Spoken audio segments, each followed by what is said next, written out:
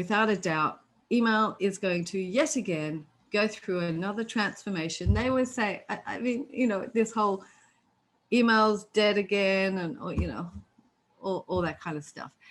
And then in the same breath, they also say email is dead, but it's also hasn't changed. You know, it's not sexy. There's nothing happening about it. It's like, I'm sorry, you know, what rock do you live under? Email's continually evolving. One of the reasons why we're continually evolving as marketers in the email marketing industry is because our consumers continually evolve, and their expectations, and in some cases demands of us, right, are changing. So therefore we need to be evolving and changing how we market to them accordingly. And so this new, you know, Apple and the open pixel tracking news, that's just another step from the consumers saying we want to have more privacy, we want more transparency and everything like that. So we as your inbox. That's it. We as email marketers need to fall in line and say, okay, we're going to do what we can, because we still want to be delivering to you personalized, relevant content, right?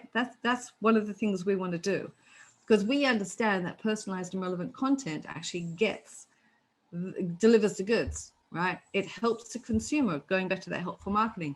It helps the consumers to achieve their objective, because, you know, they like that you recognize them. They like that you're offering them deals and offers that are suitable and relevant to them based upon their history or what you know about them and so on. So we still want to be able to do that. And the open metric was one of the ways that we were using to do that, but it's not the only way, right? Now, that's not to say that it's going to stop here with Apple. There's a good chance other ISPs are going to fall in line. There's a good chance they could even take that through to clicks. That, you know, so this could just be the beginning. We don't know that. But at the moment, you know, we just need to adjust our marketings, understanding that the consumers are wanting something different, and we need to be delivering and, you know, accordingly. So it's going to be interesting.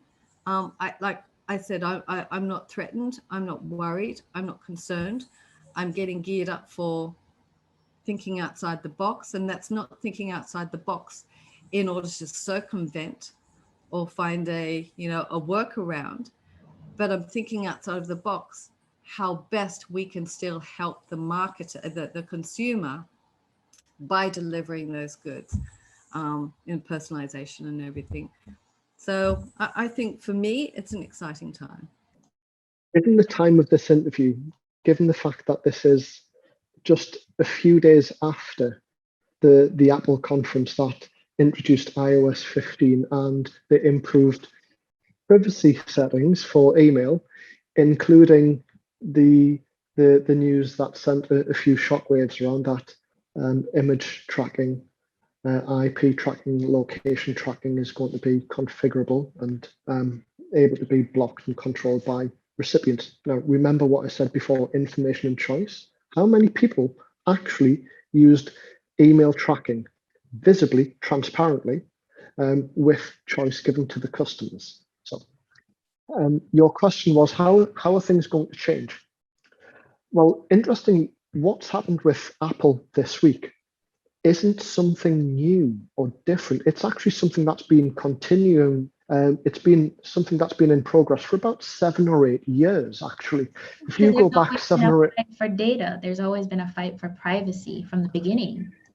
Yeah, I can go back literally 7 or 8 years when you would open up a new mobile app. You would download from the store, new mobile app, and it would say, we need access to your contacts and your location and everything.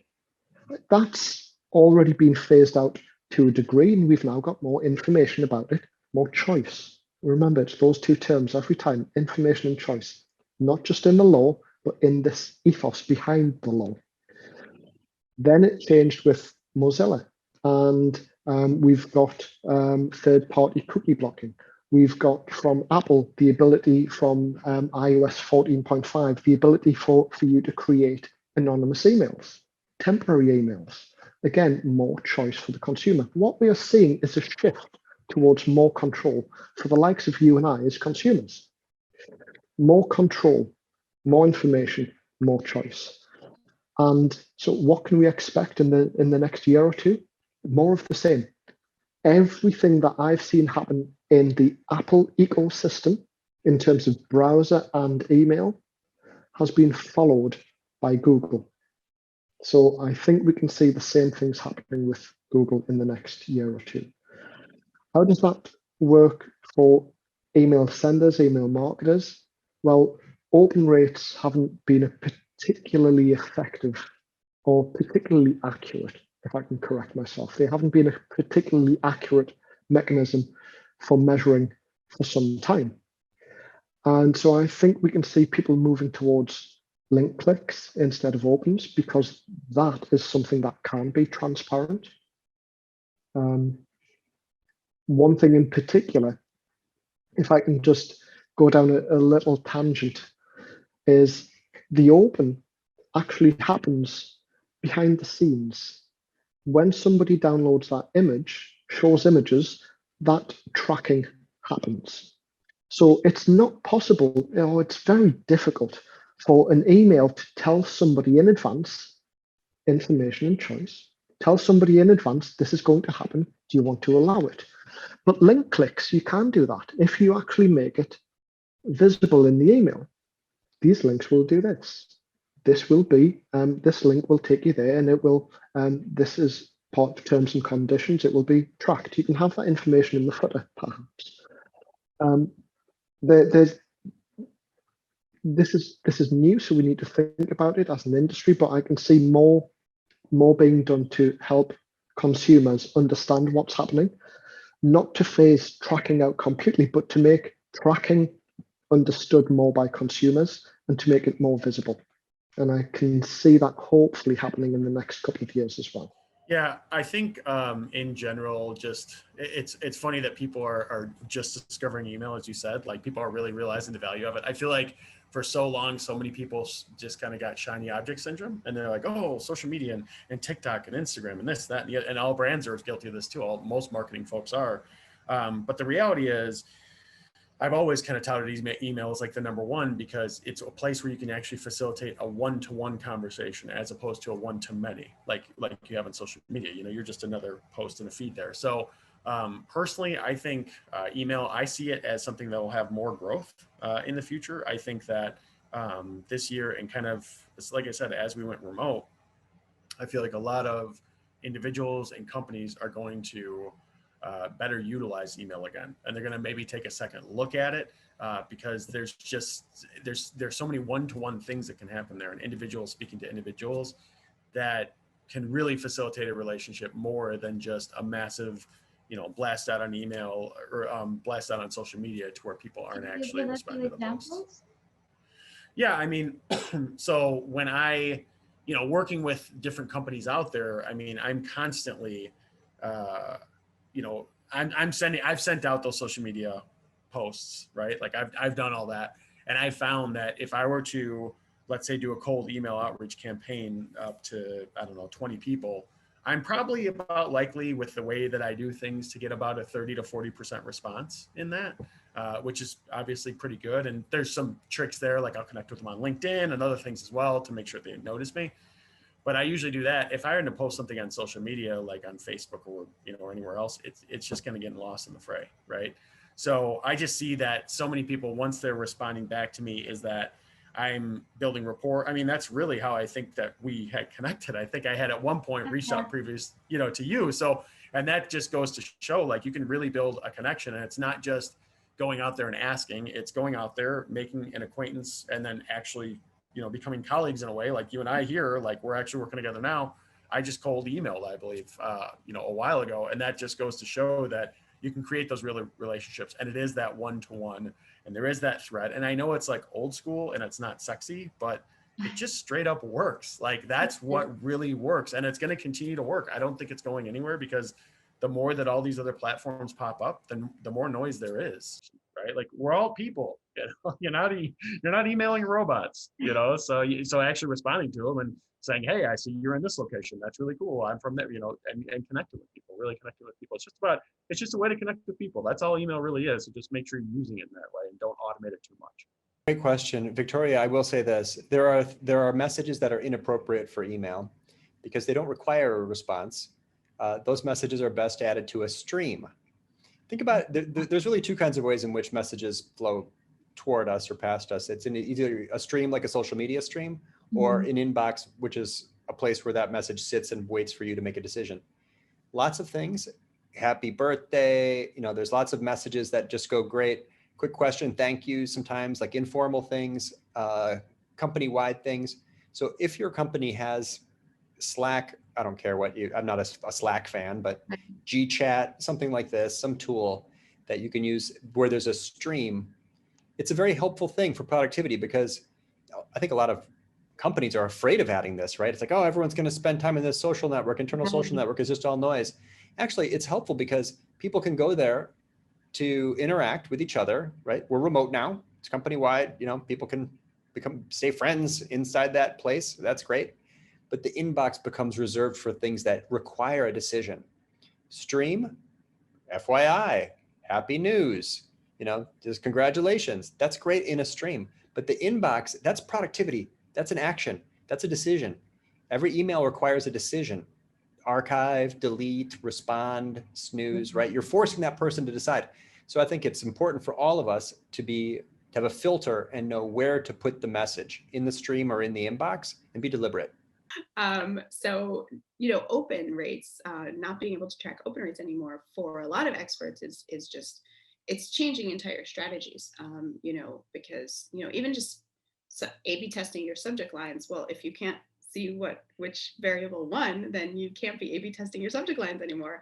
I mean, you could see which one created more clicks, but was it the click or was it the subject line? Was it just, it makes things a little bit different. So I think strategies are obviously going to have to change and be more click focused, more engagement focused, which is sort of a good thing because open rates have always been a vanity metric. They've always been, not where the real conversion is happening, not where the real, it's the tricky thing is it could be where the relationship is happening. So for example, if I send out a newsletter where it's just me sharing a thought, I have no clue how that's going down. I don't know who's opening it anymore. I don't know who's engaging with it. I don't know if people resonated with it or not. So it'll be interesting to see how people tackle that. Like, do you just put a click on the bottom like, hey, did you read this? Let me know. Did you like it? Do you not like it? The Hustle does this really cool, there's a few newsletters that do this. They have like at the bottom, like a smiley face icons where you click and see like, did you like this email? Like, yes, no, maybe. And so that's always a cool engagement trigger for things that are more just informational, educational, relationship building kind of thing. But yeah, just in general, like strategies are going to have to change to come away from opens and to more engagement. What I would like to see is more thought in terms of the customer journeys and less promotions. Promotions are great, they're important, but just kind of like seeing like where people fall, like how soon are you sending them promotions? Are you giving them a welcome series first? What's the journey besides just like, we're having a sale, we're having a sale, we're having a sale. It may have already been covered by one of your other experts, but something that I think is really important for now, and then especially in 2022 and beyond, would just be more email personalization. I've touched on this in your previous questions, but I think it's just so important, especially with everything that's been going on, like in the past year and a half. People are really they're really struggling with things, like whether that's like with COVID-19 or like racial inequities, things like that. Like people are just more realizing like their personal life is more important to them, than their work life. So you always have to remember, like, how can you think about I guess, okay, so I guess beyond personalization, really empathy is probably the better thing. But using empathy to personalize your messaging in your emails and making that connection with the people that you're emailing to, like, how is it that what are they dealing with? How can you help them? If you can help them, maybe don't email them, or like take a step back or rethink your strategy. Like, instead of trying to sell to them, what kind of content can you give them to make their lives better? I feel like from a branding perspective, there's so much out there. And like, I get these newsletters that just have 20 articles, and there's no way that I'm going to spend that much time going through your email newsletter, reading every article. All Like, those articles, like it's like you're right, giving work. right. Surface the highest like signal versus noise, and I'll read it. Like, give me the number one article, or give me one tip. Give me some value right away. Like, don't give me 20 pieces of like little bit of value. I want the biggest value add possible in that email. I would really like to see a shift toward, I would maybe say a continued shift toward away from this really pushy, salesy, like buy it now, or, you know, that sort of language, and really getting more into a personal relationship building component. So, you know, one thing I mentioned earlier was I like to do cold email outreach, which is one of our sales tactics. And one thing I found a lot of success with, this is really interestingly, is I include a picture in my outbound emails, and it's a picture of me and my dog, me holding my dog. And I have a yellow lab, and he's big. He's like 75 pounds. So, you know, I'm holding him here, and he's got the cutest look on his face. And I get so many warm, positive responses to emails, people saying, hey, that's a great email, Jayson. You know, like, I love your dog. I'm a dog person too. And so what I've really found is that, you know, you can still provide value through email, even through cold email, even if it's just a silly. I have another one that I did where I had my dog wearing my slippers. So his two front paws were in my slippers, and he's looking up at me from the ground wearing my slippers. It's the cutest thing ever. And people loved that, you know. And for me, it's really fun to, it's like, I know I'm doing cold outreach, and a lot of people say, well, that's spam. But, you know, such as business life, right? We're all trying to hustle as business owners or marketers. And so you got to do what you got to do. But if you can do it in a way that brings a smile to people's face, there's a lot of value there, and it makes me feel good. And so I would really like to see marketers and email kind of take this more personal, warm direction, make people smile, if nothing else. If you're going to be reaching out to them, provide something of value. That's kind of where I'm going. I think I'd go back to what I said actually early on, which is always put yourself in your customer's shoes, because it doesn't matter what your content is, it doesn't matter what your creative is, it doesn't matter what system you're using. If you don't know what your customer wants and you're not delivering that, then you've missed the mark. So that has to be my number one piece of advice. Yeah, well, there's a lot going on in the email industry right now, isn't there, with the announcement from Apple the other week, and the impact of metrics, or the lack of metrics on the email industry, and how as marketers we do email. And I think that's probably one of the things that we kind of have to think about, is that email in the future will look different from what it does now, because of things that are happening with concerns over issues like privacy, and people are becoming more savvy about technology and what they do want brands to know about them and what they don't. Their privacy, they feel more in control of their inbox. That's right. And I think I actually take that as a great challenge to us as an industry, because I think it's possible to get lazy with metrics, and because an open rate, it may be high, we can say, oh yeah, everything's okay, but actually I kind of think, well, do you know what, if this challenges us to up our game, and increase the quality of what we're doing in all the aspects of email, and then that is only going to be good for us. It's going to deliver better quality into people's inboxes, who are more likely then to engage with it and want to read it and use it. So I think that will be, you know, something that will continue, and I think it won't happen overnight, but we'll start to see more of that need to really not rely on perhaps what we've relied on for, you know, for the last 10, 20 years of doing email. For me personally, it's all about accessibility, really. Yeah, of course. And I think a challenge to myself is really understanding more about how people engage with the technology, and again, continually asking, how can we make things better for people? How can we make things easier for people?